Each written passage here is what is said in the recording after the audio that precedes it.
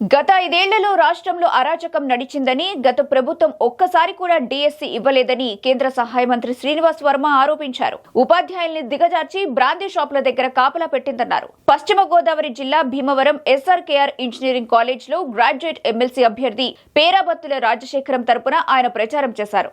MLA Pulaparthi Ramanjaneyulu, APIIC chairman Mantena Ramaraju, TDP polit bureau సభ్యురాలు తోట సీతారామలక్ష్మితో కలిసి ఆయన ప్రచారంలో పాల్గొన్నారు. ఓటు హక్కును వినియోగించుకోవడం అందరి బాధ్యతని, ఓటు ఎవరికి వేస్తున్నామనేది ఆలోచించాలని వర్మ కోరారు.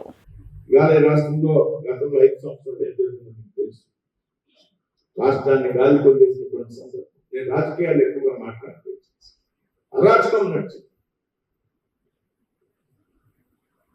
ప్రభుత్వాలు ప్రజలు కోరుకుని అన్ని చేయలేవు అనేటువంటి మాట వాస్తవం.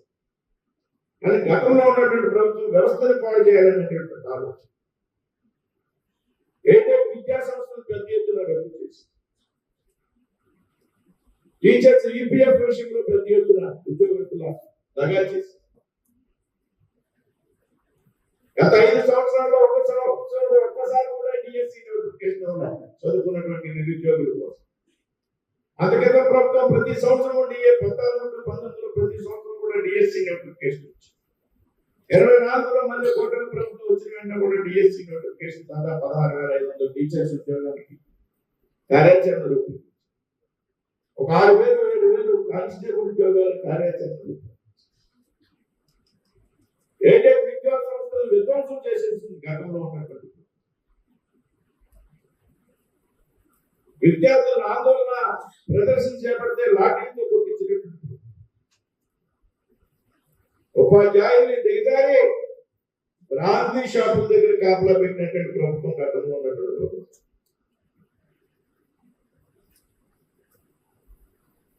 ఒక చదువుకున్నటువంటి వ్యక్తుల్ని ఏ విధంగా ఉపయోగించాలనేటువంటి ఆలోచన లేకుండా వ్యవహారం చేసింది గతంలో ఉన్నటువంటి.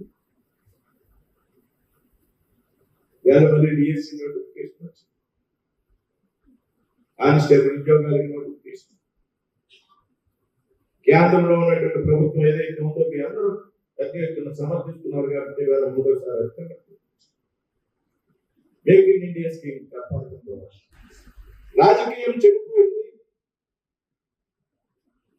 ఈ రాజకీయాల జోలికి మనం వెళ్ళకూడదు. ఈ రాజకీయాల గురించి మనం పట్టించుకోకూడదు.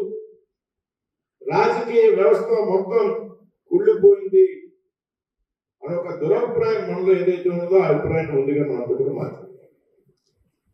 దీనికి కారణం మనం అనేటువంటి విషయాన్ని దయచేసి మనంతా కూడా గ్రహించాలి. ఏదో ఎన్నికలు వచ్చిన రోజు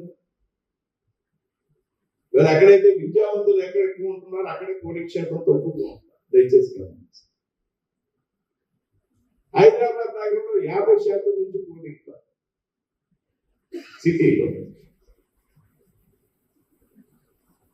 దీనికి కారణం రాజకీయాల పట్ల మనకున్నటువంటి నిర్లిప్తత, రాజకీయాల పట్ల మనకున్నటువంటి అనాసక్తి. రాజకీయాలు అన్ని రకాల వ్యక్తులు ఉంటారు, రాజకీయాలు అందరినీ ఒక పార్టీని కట్టాల్సిన. ఎన్నికలు వచ్చినప్పుడు రకరకాల పార్టీలో వారి పనిచేస్తారు. కానీ అవినీతికి దూరంగా ఉన్నటువంటి వ్యక్తులు కేంద్రంలో ఉన్నారు. దయచేసి రాజకీయ సీతారామలక్ష్మి గారు రాజ్యసభ సభ్యురాలు ఉన్నారు. ₹1 రాజకీయం అవినీతిని అవసరం ప్రోత్సహించినటువంటి సందర్భం లేదు. అంజుబాబు గారు ఎమ్మెల్యేగా 3సారి అవినీతి అవసరం లేదు.